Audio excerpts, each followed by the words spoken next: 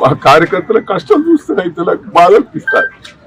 ప్రజలైతే కార్యకర్తలు 2 రోజుల బట్టి భోజనం లేకుండా 10,000 మంది కార్యకర్తలు వచ్చి రాత్రి వాళ్ళు కష్టపడ్డారు నా కోసం. నేను ఏం చెప్పాలి, ఏదైనా చెప్పాలి, ఎట్లా ఇంత విరుద్ధంగా చేస్తాడ రాజకీయాలలో నేను ఉండాలా పోవాలా నాకైతే బాధ ఉంటుంది. నేను తొర్రూరులో నాకు ఇల్లు ఉన్నది, తొర్రూరులో నాకు ఆఫీస్ ఉన్నది.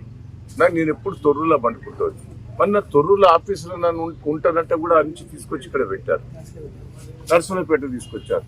ఆడ ఝాన్సీ గారికి సిటిజన్షిప్ అమెరికాలో ఉన్నది. ఆమె ఇక్కడ ఇల్లు లేదు, ఏది లేదు, తొర్రూరులో ఆమె బాధాపుతున్నది. ఆమె అంటే ఎంత ఘోరం అండి.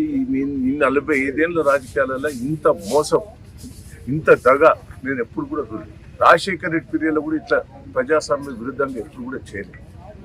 కానీ ఇప్పుడు ఎందుకో ప్రజాస్వామ్య విరుద్ధంగా నాకు రాజకీయాలలో ఈ కక్ష సాధింపులు చేయటం వల్ల రాజకీయాల్లో ఉండాలన్నా తప్పుకోవాలన్నా ఏంది ఇంత గోస ఏందండి. ప్రజలు నాకు పట్టం కట్టారు.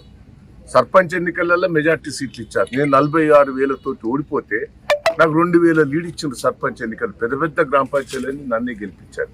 ఏదైనా మున్సిపాలిటీ కూడా మెజార్టీ వచ్చింది.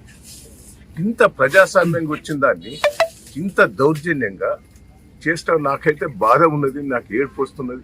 అసలు రాజకీయాల్లో ఉండాలన్నా రాజకీయాల నుంచి తప్పుకోవాలన్నా అనిపిస్తుంది నాకైతే. ఇంత గోస, ఇంత ప్రజాస్వామ్య విరుద్ధంగా చేస్తుంటే ప్రజలు పాపం సంతోషంగా ఉన్నారు. కార్యకర్తలు కూడా రాత్రింబవళ్ళు కష్టపడ్డారండి. మా కార్యకర్తల కష్టం చూస్తే రైతులకు బాధ అనిపిస్తారు. ప్రజలైతే కార్యకర్తలు 2 రోజుల బట్టి భోజనం లేకుండా 10,000 మంది కార్యకర్తలు వచ్చి రాత్రి వాళ్ళు కష్టపడ్డారు నా కోసం. నేను ఏం చెప్పాలి, ఏదైనా చెప్పాలి, ఎట్లా ఇంత విరుద్ధంగా చేస్తాడ రాజకీయాలలో నేను ఉండాలా పోవాలా నాకైతే బాధ ఉంటుంది. దయచేసి ఏంది ఈ దౌర్జన్యం. పోలీసు వాళ్ళు కూడా దయచేసి ఇట్లా చేయటం కూడా మంచిది కాదు.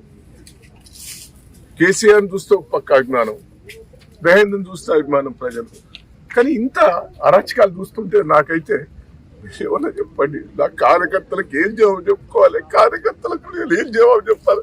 పాపం తెగించి పనిచేసారు 2 రోజులు.